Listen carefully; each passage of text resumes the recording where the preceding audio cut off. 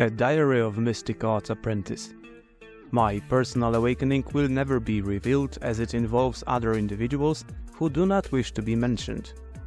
Well, I had a brief conversation with her, and guess what? Now I can openly say, this diary is dedicated to a very unique individual.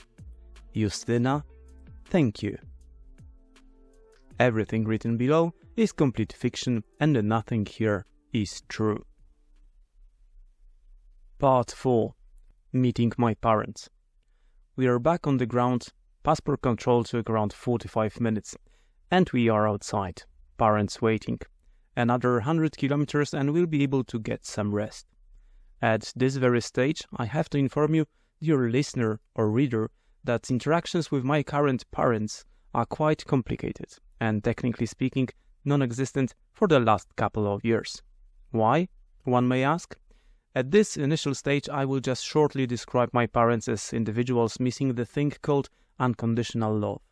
Conditional love, on the other hand, is well known to them and can be basically pictured by a sentence, "We love you as long as you do what we want you to. If not..."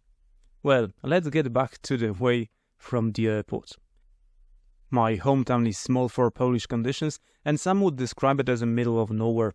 But we have a river, a couple of bridges, a number of large factories, and even a train station. As of 2023, Poland still has some beautiful forests that are indeed being rapidly turned into furniture. But we still have some.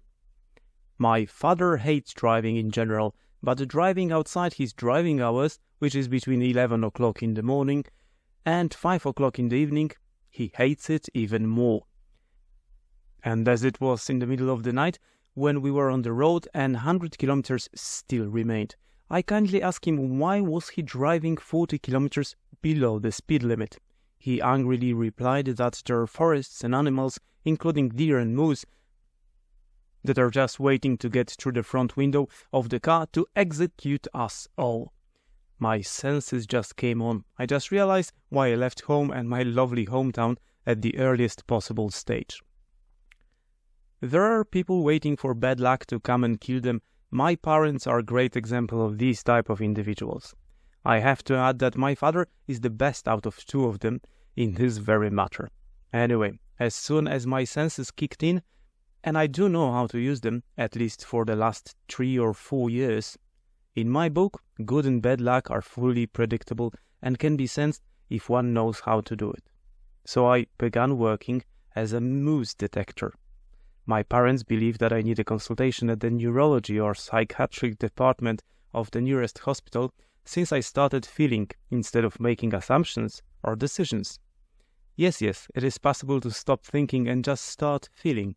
Let's get back to the story. So I started, "Dad, please slow down just for a couple of minutes. There's going to be a small animal on the right, something black like an otter or something similar." He just gave me a neurological look. 2 minutes later, there she is, already on the right side of the road, safe and sound. 5 minutes later, I told my dad, "Please, just drive in the middle of the road, please." Another neurological glance. I could have felt the pressure. 3 minutes later, a beautiful shiny silver fox jumps in front of our car. Braking hard, moose test, left, right. Okay, we are okay. I decided to remain silent for the remaining time that we had to share in a small vehicle. My senses told me we should be okay anyway, so I just put 3 songs that I had on my mobile in a loop and I tried to get some sleep. I realized when I drive, my senses are on all the time. Well, since I was reborn during my brutal awakening. When I feel that I need to take an alternate road, I do not think, I just do it.